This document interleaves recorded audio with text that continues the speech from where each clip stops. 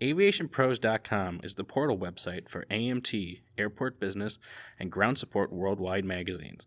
Visit daily for breaking news, industry blogs, and insightful articles from our magazine's editorial team. And don't forget to sign up for our publication's daily e-newsletters. It's all at AviationPros.com.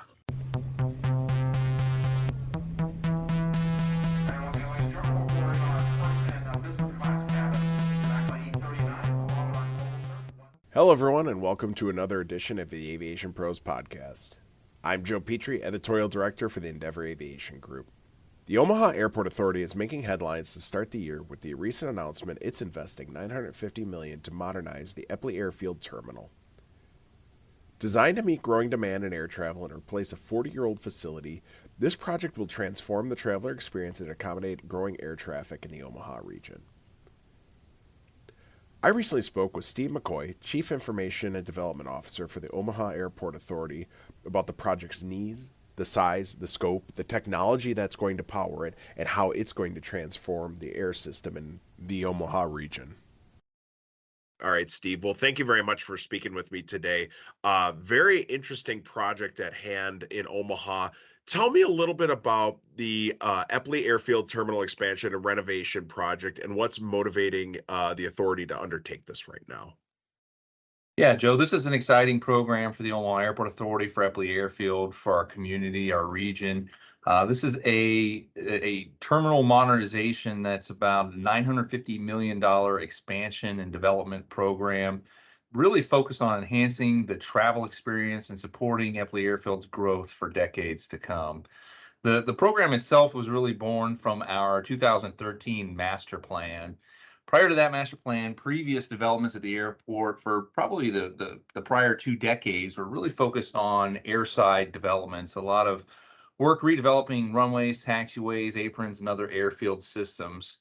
In 2013, that master plan really looked more at landside and terminal area requirements, long-term facility requirements with regards to parking and vehicle roadways, and particularly around the terminal campus itself, and planning for what those needs were going to be as passenger demand increased, what facilities would be needed to accommodate that increase in aviation demand. So that's really what is the driver behind this program.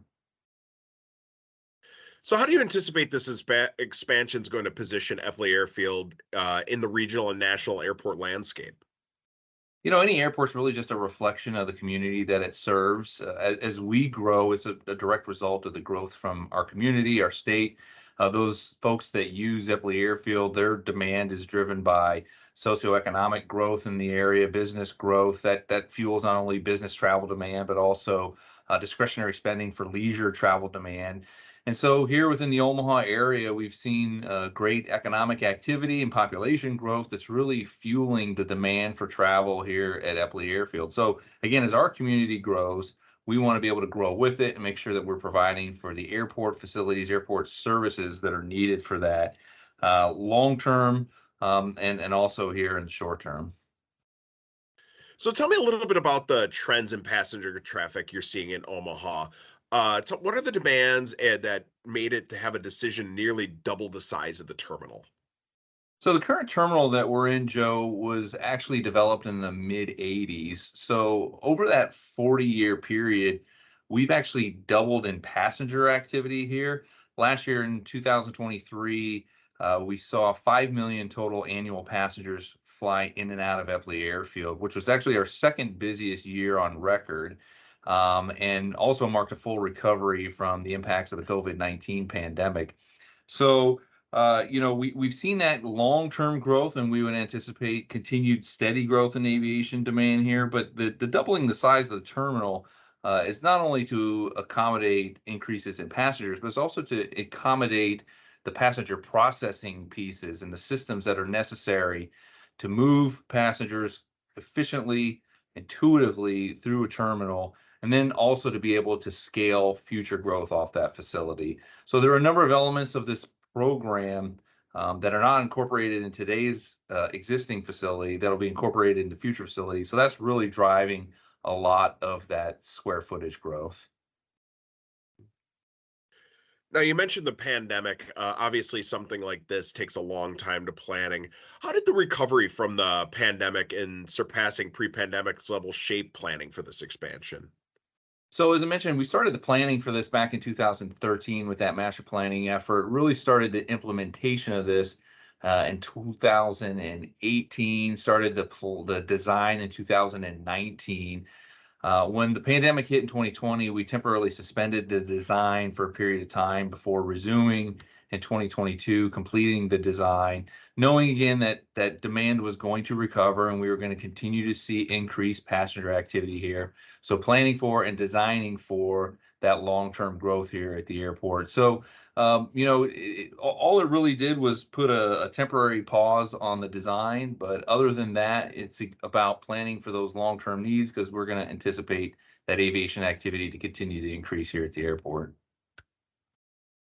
Now, besides the physical size itself, which is going to be a great addition for the airport, just to have that, understand there's a lot of different key features in here with the terminal design, such as a unified concourse and centralized TSA checkpoint. Can you tell me a little bit about some of these key features that the airport including in this to make sure that it helps passenger flow? Sure, absolutely. And as I mentioned, the existing terminal was designed and constructed in the mid 80s. So that's obviously pre 9/11. And the travel experience has obviously evolved since that time. Travelers' expectations have evolved since that time. So a lot of this programs looks to address those sort of things. For instance, we have a lot of duplicative, redundant functions in areas that we don't need it. Right now, we have two checkpoints and two different concourses. As you mentioned, we're looking to unify, have one single linear concourse, but also to serve that a centralized, consolidated checkpoint that's going to be able to scale and grow in the future as well. And also add a lot of efficiencies for the TSA that's operating that checkpoint. And speaking of efficiencies in the TSA, we're also adding an automated inline check bag inspection system that's going to be really more behind the scenes. The passengers won't experience that, but it's going to provide for enhanced efficiencies, not only for the airlines, but also for the TSA screening those bags. We're relocating the ticketing lobbies so they're immediately adjacent to that new security checkpoint. So it'll be a very intuitive flow as passengers come into the terminal, right into the ticketing hall, and then just flow naturally into a new space where that security checkpoint will be. It'll be a high volume space, just be very natural and inviting folks into that area. Then once you get through that security checkpoint, we'll have a brand new concession space, a whole new food beverage retail program that passengers both arriving and departing will pass through that area before going to the gate hold rooms within the concourse. Within those gate hold rooms, we're increasing the size of those hold rooms to increase the level of service. Part of that is also driven by increasing size of aircraft that we've experienced here in Omaha as the average seats per departure have grown over years, making sure we can accommodate those passenger loads within those hold rooms, providing enhanced seating, charging for electronic devices. That's obviously a key piece of the passenger experience. We're growing the number of gates here at Eppley Airfield from 20 to 22 initially here. But this future setup will also allow us to continue to grow and continue to expand into the future as demand warrants. A few other kind of key pieces that we're adding two international gates, which will be capable of processing international arrivals, a new Customs and Border Protection Federal Inspection Services facility. That will be new to this facility. We don't currently have that capability. This will allow for scheduled airline arrivals from international destinations. So that's a real exciting piece of the program, something that we know that the community is excited for. We're enhancing the vertical circulation throughout the terminal as well. We're doubling the number of escalators and we're quadrupling the number of elevators, making everything more efficient, larger, to really just get some efficiencies as passengers move between the arrivals and the departures level. On that arrivals level with the inbound bags, we're doing a whole new baggage claim system. That's an area that we're currently constrained, and this will provide for an enhanced level of service there as well. Just a few other things that we're doing beyond the security checkpoint. Right now, we have constraints with regards to passenger amenities, simple passenger amenities such as restroom facilities. So with this build, we're actually going to be increasing the number of restrooms, the locations of restrooms, and making sure that we provide those restroom facilities throughout the operation of the terminal. Well, it sounds like it's definitely going to be a much better passenger experience for the travelers going through. But obviously something like this is going to be a big undertaking. Tell me, what are some of the biggest challenges that you at the airport are preparing to undertake in order to keep operations going now while working on this renovation? Yeah, and I'm glad you mentioned the passenger experience, 'cause that's really kind of a key piece of this program. In fact, back in 2013, when we did the master plan, we had established a series of goals and objectives with this program, and they still hold true today. First being need-based development. We're building a program based upon the aviation demand that warrants these facilities. The next piece is maintaining customer convenience of the airport. It's a very easy in, easy out facility. It's close to downtown Omaha. We want to make sure we maintain that through the life of the program and beyond, as we also improve that customer experience. Because as was mentioned, we have a facility that's 40 years old. We want to make sure we're keeping up with passenger requirements there. And then also doing so in a cost-effective and phased implementation manner. That is, we're bringing on elements of the program in phases.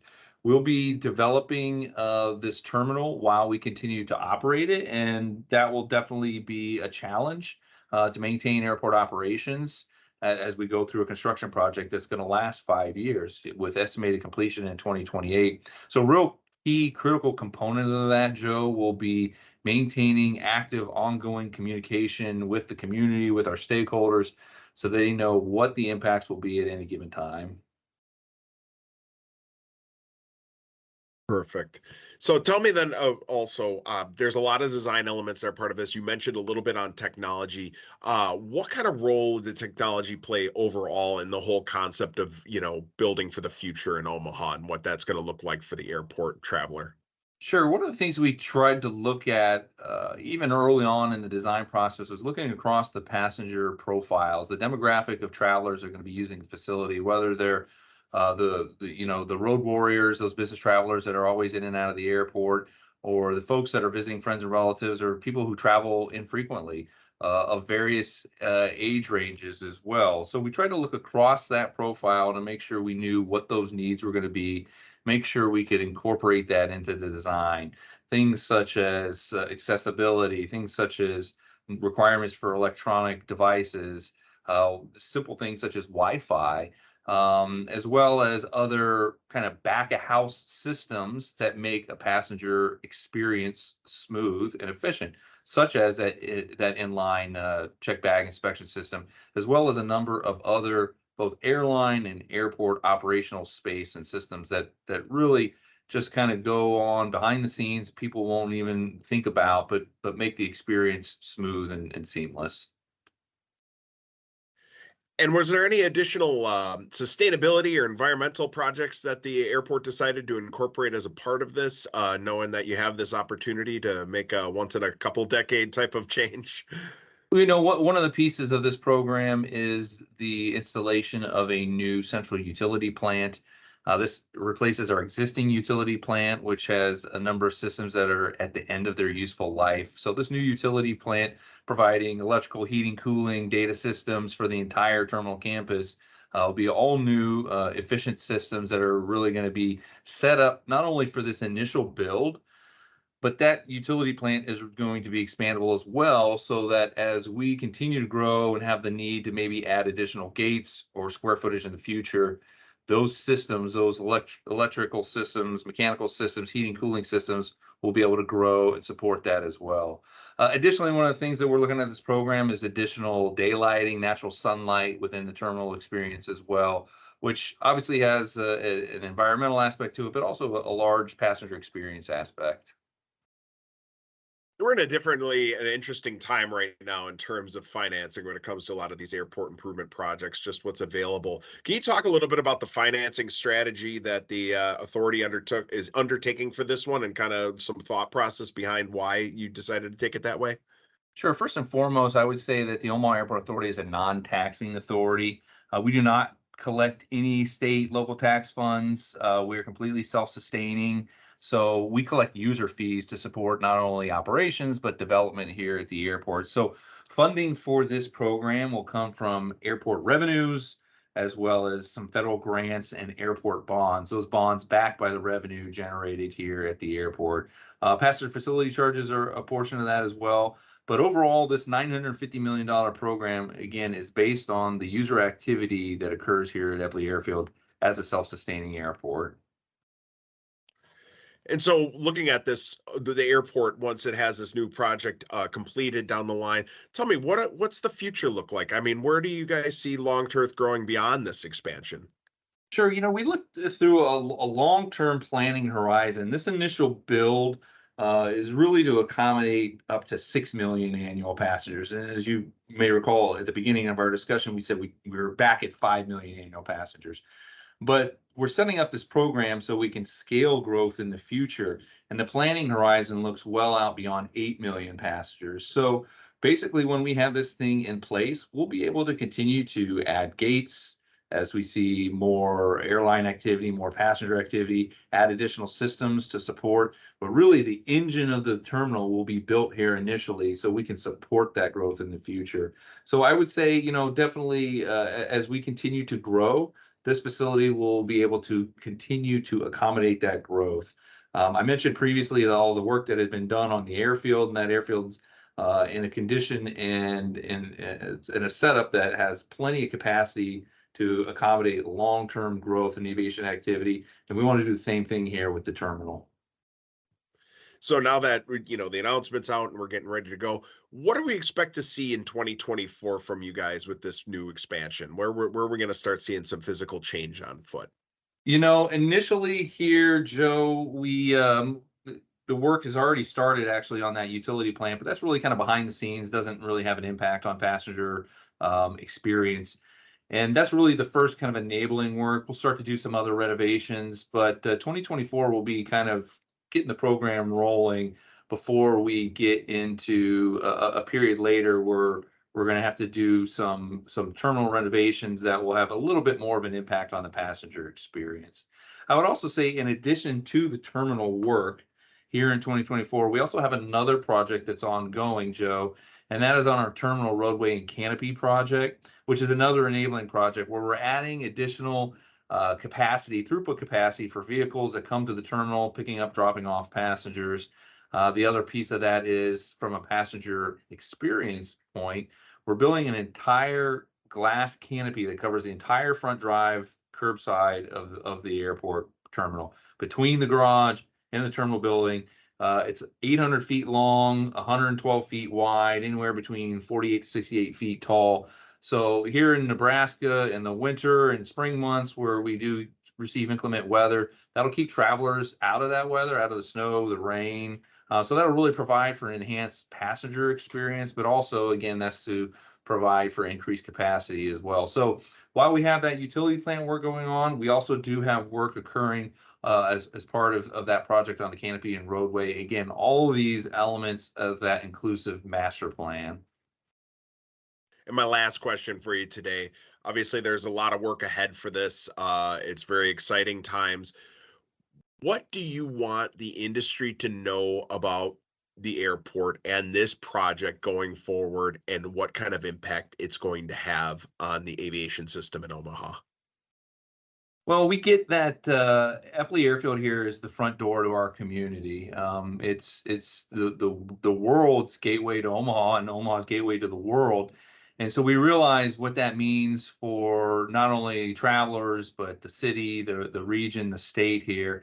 And it's an important program that will drive economic development with jobs. It will leave a lasting imprint on the community. So there's really a big legacy element of this that I think a lot of the team is excited for, and our community is really excited for.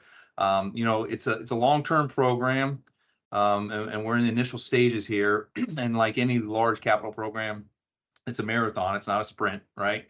And keeping our stakeholders engaged in the process, not only the local community stakeholders, but the airline stakeholders, the federal agencies that operate out here at the airport, that's absolutely critical piece of this. And they've been critical to the planning and the preparation. And, I really can't say enough about the planning and preparation process before you go into execution of a terminal like this. It's absolutely huge. It's critical to set up a program here. The end result after 5 years of construction is really going to be a premier travel experience that really meets the requirements of the modern traveler now and well into the future. Wonderful. Well, thank you, Steve, for your time. Very exciting stuff. I can't wait to see this thing become a reality in Omaha going forward. Great. Thanks, Joe. We're very excited as well. Thanks again for listening to today's podcast. For all the latest news and information about the most innovative airport improvement projects in North America and the leaders making them a reality, make sure to visit our website, AviationPros.com, and sign up for the Airport Business Daily newsletter. I'm Joe Petrie. We'll catch you next time.